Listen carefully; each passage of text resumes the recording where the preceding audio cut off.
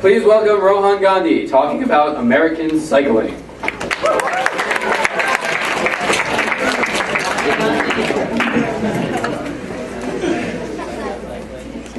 All right, guys. Can everyone hear me? Yeah. All right. How about now? Yeah. All right, yeah. So American cycling. So when you guys think of cycling in America, the first American you probably think of is this guy, Lance Armstrong. He wins 7 Tour de France's in a row, becomes the most popular celebrity of American cycling. But really, the most famous American in cycling should be this guy. So this is Greg LeMond, and he really represented what it meant to be an American cyclist. He was the first American to win the Tour de France, and after the Armstrong scandal, the only American to win the Tour. And more importantly, he represented cycling, what cycling meant for Americans, both the good and the bad. So in the 1985 Tour de France, this guy, Greg LeMond, ended up butting heads with Bernard Hinault. Hinault was a French champion and riding in a French race for the French people, and really just the guy versus Greg LeMond, who's the young new kid on the block. And what happened was they ended up riding on the same team. So the way teams work in cycling is they are registered to a specific country, but corporations own the team. So it would be like McDonald's sponsors a team, Pepsi sponsors a team, and they have contracts with riders from all over the world. And what ended up happening is LeMond here was in a position where he could have gone out and won the race. He was in a prime opportunity to pedal faster, ride faster, and get to the finish line before everyone else. But instead, the team management ordered LeMond via radio to hold back, go slower, and wait for Hinault to catch up. LeMond was angry about this, made his feelings very clear in the press. I mean, this was our guy representing us on the biggest stage, and he's being told to stand down for the European. And part of the reason was that American cycling was still young, still inexperienced. They're seen as unworthy, not equal. And that was just a perception problem that we had in the 80s and continued on, especially with scandals such as doping. So the problem with doping wasn't necessarily that it was present in American cyclists, because in the early 1990s and 2000s, pretty much every rider who was competitive was doping in some form or another. You had guys transfusing blood, using extra levels of testosterone. And the problem was not with American cycling that we were doping, but that one guy in particular, Lance Armstrong, made such a big scandal. I mean, this was a guy who really achieved celebrity status. He overcomes cancer, wins 7 Tour de France's in a row. He has the Livestrong bracelets. People are following him on Twitter, following his workouts. He has training videos made. He's on SportsCenter commercials. He's visiting the White House. I mean, this is the guy who represents American cycling. And instead of making it a first-rate sport in America, he drags its reputation down with him as his 7 Tour de France titles are stripped after a doping investigation. But despite what Armstrong did, cycling did not die in America. And that's where we have USA Cycling, whose mission is to achieve sustained success in international cycling competition and to grow competitive cycling in America while delivering an exceptional customer service. So USA Cycling is the national governing body of cycling in America. They're involved in registering riders, registering races and teams, and just trying to promote the sport in any way possible. They're basically the highest level of regulation for American cycling, and we'll get back to them momentarily. So part of cycling's other main problem is popularity with other sports. You have to compete with the big four: football, baseball, basketball, and hockey. And because of such the huge presence of these sports and their long history in America, you can't even notice cycling. I mean, when I was doing a dry run, one person didn't even notice that picture was on the slide, just because the presence of the other four is so overwhelming. And part of that is the organizational structure. I mean, the NFL, MLB, NHL, NBA, they're all big, really organizations that control the races, the game events, and have everything managed. They're a big business, and they really have a cohesive structure to the sport. You go to playoffs, win the championship, you get a huge trophy. Cycling, however, isn't necessarily a sport that isn't inherently interesting. I mean, here on the top left, you see a diagram of cyclists in the wind. And one of the main tactics in cycling is trying to avoid using too much energy and make your opponent be in the wind longer than you and make them tired so that you're in an opportunity to accelerate when the time is right. On the top right, you can see a mountain. I mean, these guys are pedaling up the highest paved roads in Europe and really pushing the boundaries as to what an athlete can do. Bottom left, you see storylines such as Alexander Vinokourov in the Olympics, a 38-year-old who beats out a Colombian almost half his age to win an Olympic gold medal right before he retires, proving that he is still competitive on the biggest scale. Bottom right, you see Johnny Hoogerland, who, when hit by a car, was catapulted into a barbed wire fence.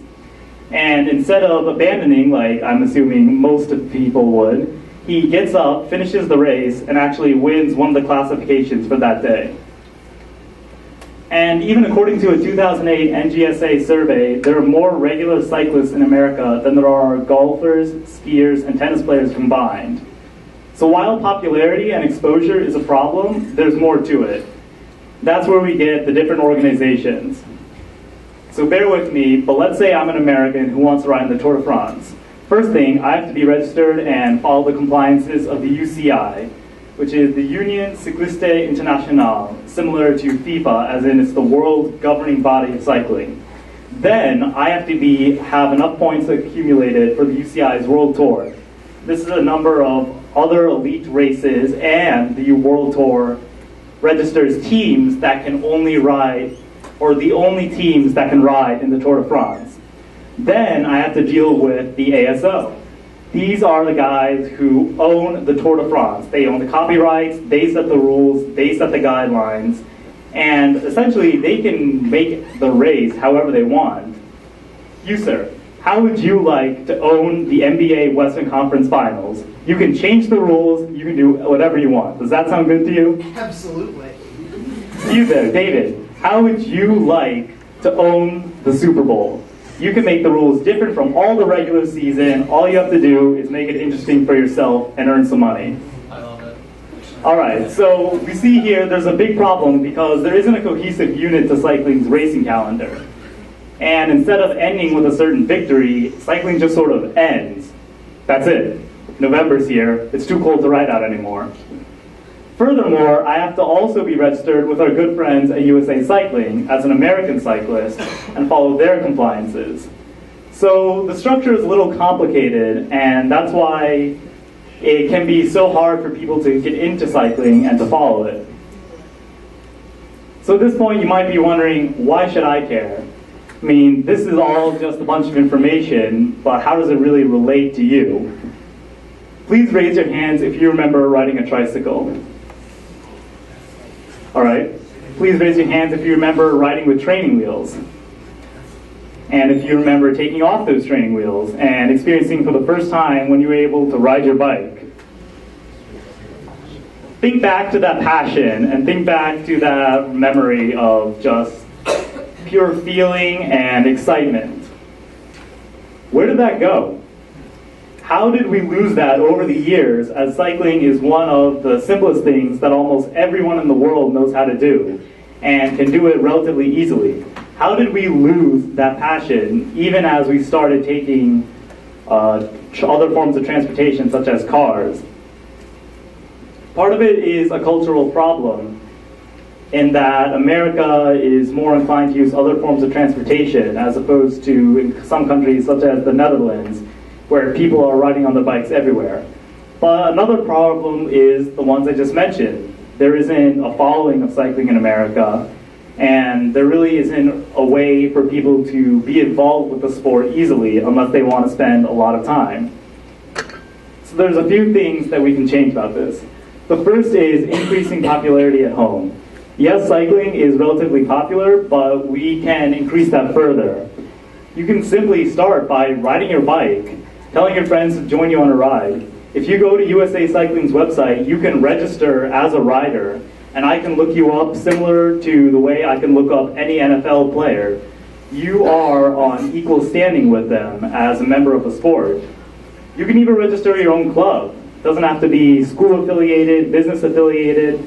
If you can just get people or interested who want to run a club and have an email for USA Cycling to contact you, you can manage your own cycling club in America.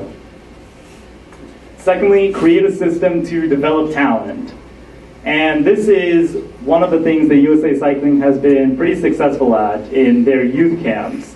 They have managed to field riders in the Tour de France and other major races like the Tour of Italy and have them be competitive and winning. Two names I want you to remember. I'm sorry I don't have them written, but Andrew Talansky and TJ Van Garderen. Before the decade is out, one of them will win the Tour de France as an American, and they have both gone through some of these youth camps. Third, and perhaps most importantly, is to reinforce ethical principles. The last thing cycling needs right now is another Lance Armstrong. The last thing American cycling needs is a scandal to take it down and destroy all the progress that has been made. But one of the advantages of being such a young sport in America is that we have a true grassroots approach. And if we can raise a generation of cyclists, we can prove to the world that you can be successful and ride without cheating. And America can be the standard for the world to follow in that regard. Fourth, to show support for U.S. cycling abroad. This comes in watching programs on networks such as NBC Sports Network and following American cyclists in whatever competition. You don't always have to cheer for all the American cyclists. In fact, some of them might be riding against each other.